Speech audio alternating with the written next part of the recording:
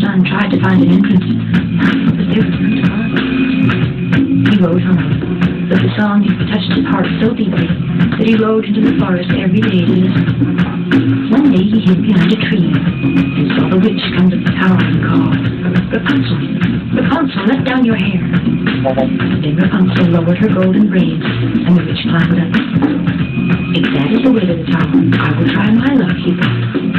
And the next day, when it began to grow dark, he went to the tower and called, "Rapunzel, Rapunzel, let down your hair."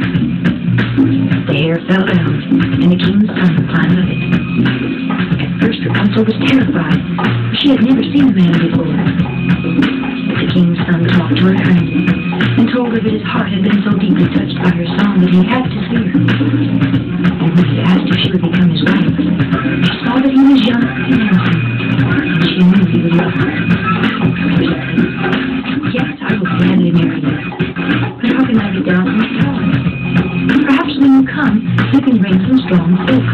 I will twist it into a rope, and when it is long enough, I will come down by it, and you can take me away with you on your horse." So every evening he came to see her and brought some silk.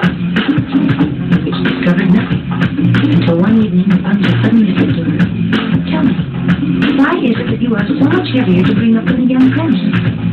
The witch flew into a terrible rage.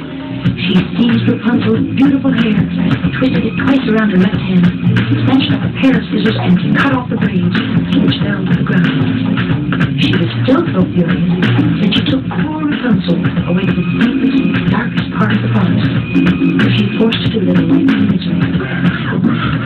The same day on which she took Rapunzel away, the witch returned to the tower and fastened the cut-off braids to the hook by the window. And when the prince came and called, "Rapunzel, Rapunzel, let down your hair," she lowered the braids.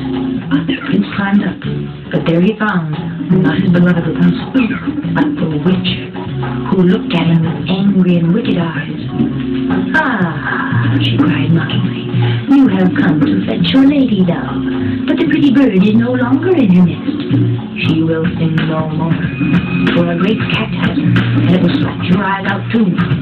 You will never see Rapunzel again." The prince was so shocked that he fell backwards out of the window. He was not killed, but his eyes were scratched out by the thorns that grew where he fell. He wandered about blind in the woods, and had nothing but roots and berries to eat. He wept and cried over the loss of his beautiful Rapunzel. In this manner he wandered for several years, and finally stumbled into the darkest part of the forest, where Rapunzel was barely staying alive. He heard a familiar voice, and groped his way towards her. Rapunzel recognized him at once and fell weeping upon him. 2 of her tears fell on his eyes, and immediately his eyes grew clear, and he could see again. He took her to his kingdom, where they were received with great joy, and they lived long and happily together. And they lived long, and they lived long and happily together. And they lived long and happily together. Rapunzel recognized him at once and fell weeping upon him. 2 of her tears fell upon his eyes, and immediately his eyes grew clear, and he could see again.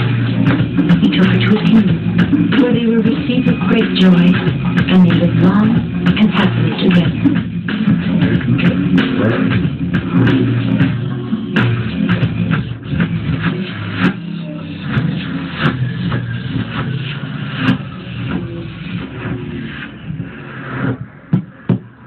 Her tears fell upon his eyes, and immediately his eyes grew clear, and he could see again.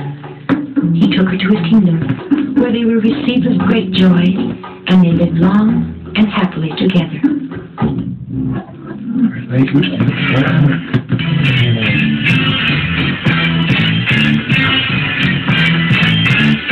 And they lived long, and they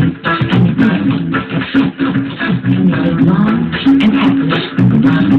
And they lived long and happily together. Oh, William. Yeah, you're